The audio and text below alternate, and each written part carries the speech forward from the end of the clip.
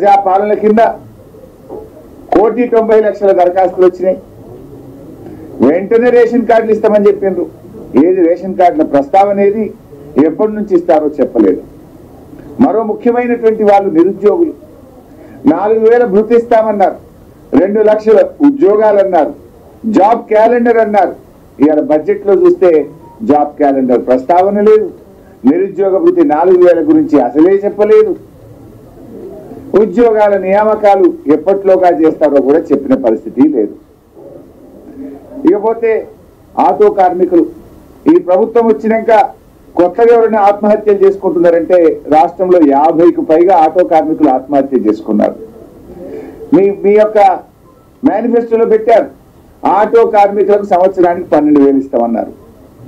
మా వృత్తి పోయింది, మాకేదైనా సహాయం చేయండి అని ఆటో కార్మికులు ఇలా గొంతెత్తి రాష్ట్రం మొత్తం కూడా అడుగుతా ఉంటే ఈ ప్రభుత్వం కనీసం అత్యంత పేదవాళ్ళు, రెక్కాడితే దొక్కాడని వాళ్ళు, వృత్తిని నమ్ముకున్న వాళ్ళు, పొద్దున్న లేచి కష్టాన్ని నమ్ముకొని పనిచేసే ఆటో కార్మికులకు తీవ్రమైన నిరాశను మిగిల్చింది, మొండి చేయి చూపించింది ఈ కాంగ్రెస్ ప్రభుత్వం.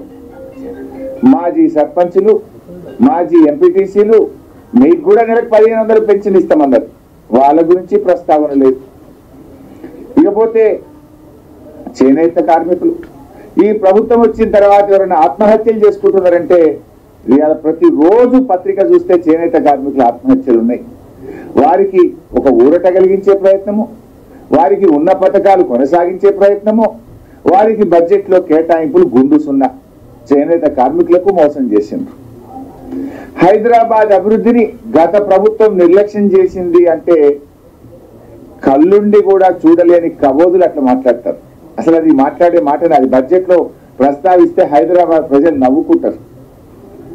ఇవాళ చంద్రబాబు నాయుడు గారు ఆ మధ్య మన ముఖ్యమంత్రి అయిన తర్వాత కూడా హైదరాబాద్కి వస్తే ఏమన్నారు, నేను అభివృద్ధి చేశాను, మొన్నటిదాకా పనిచేసిన ప్రభుత్వం నాకంటే బాగా చేసింది అని ఈ రాష్ట్రానికి, ఉమ్మడి రాష్ట్రానికి ముఖ్యమంత్రిగా ఉన్న చంద్రబాబు నాయుడు గారు కూడా కేసీఆర్ గారి అభివృద్ధిని ఆయన కొనియాడారు. ఆయన కూడా చెప్పారు, లోకం మొత్తం మెచ్చింది. ఇప్పుడు ఎక్కడో ఉన్న రజనీకాంత్ కూడా హైదరాబాద్కి వస్తే సూపర్ స్టార్